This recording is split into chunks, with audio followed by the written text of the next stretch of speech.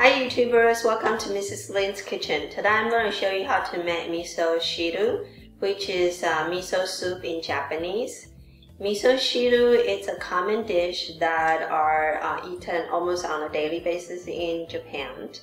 I am going to show you how to make this soup as well as dashi, which is the soup stocks for making this dish. I'm also going to show you how some of the common ingredients that are used for this recipe. The most important ingredient for miso soup is the miso paste. They come in many different forms, but the most common ones are the red and white paste, though they do come in a mixture of red and white as well. The red paste is considered more flavorful as it has been fermented longer, as the white one is considered sweeter. They also come in many different brands, so you will need to experiment and find the best brand to suit your taste. Once the miso soup is made, you can add other ingredients to make the soup more flavorful. The most common ingredients are thinly sliced green onion and diced soft tofu. Try and make the soft tofu as small as possible for your soup. You can also find dried edible seaweed, which is called WAKAME in Japanese.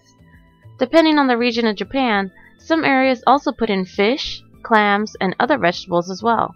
Experiment around and find your ideal soup combination for your family.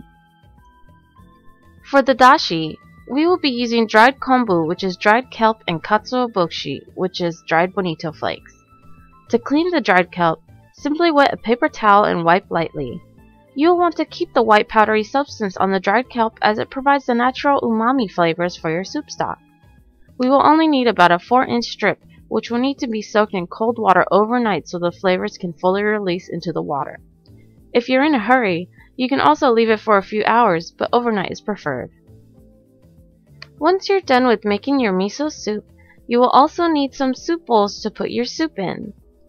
We recommend using the traditionally looking Japanese soup bowls. The ones shown are plastic and mimic the style of the traditional wooden lacquer miso bowls. Some bowls come with lids and some don't, and you can also find wooden bowls as well. The reason we recommend these plastic and wooden soup bowls is because they do not conduct heat as fast as ceramic bowls, so you will be able to hold up your bowl and enjoy hot miso soup. So let's go ahead and get started. Here is the ingredients overview. If you have instant dashi available to you, you can use that as well for the soup stock for this dish.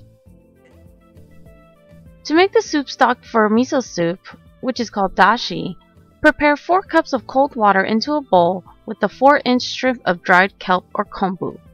Allow it to soak overnight so that all the natural flavors of the seaweed will release into the water.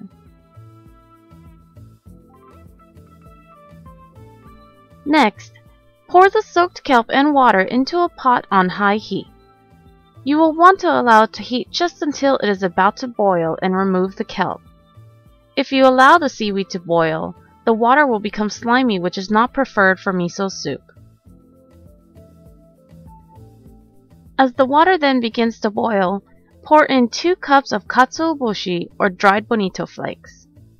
Turn off the heat and allow it to sit in the heated water for 5 minutes. Once 5 minutes pass, strain out the dried bonito flakes to reveal golden and flavorful dashi soup stock.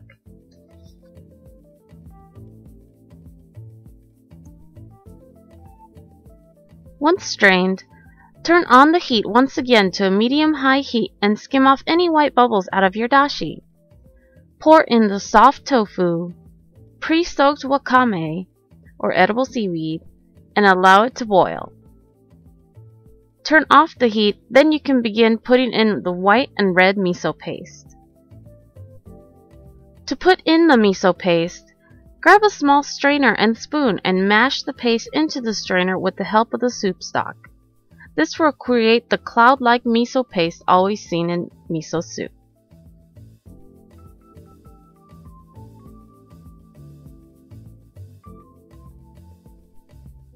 Finish off with sliced green onions and you're all done!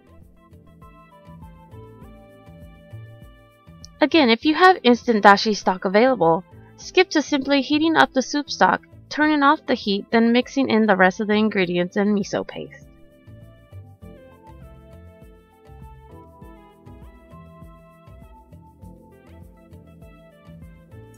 So now the miso shiru is ready, so I have 2 tips for you. Miso paste is actually giving you the saltiness of the soup, so you can adjust the paste according to your taste.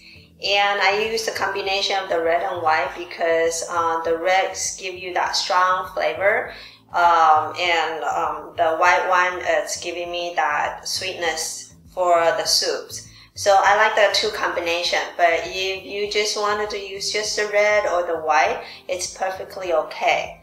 If you also don't like the fish flavor coming from the katsuobushi, you can also leave that ingredients out, and the dashi would taste just as fine.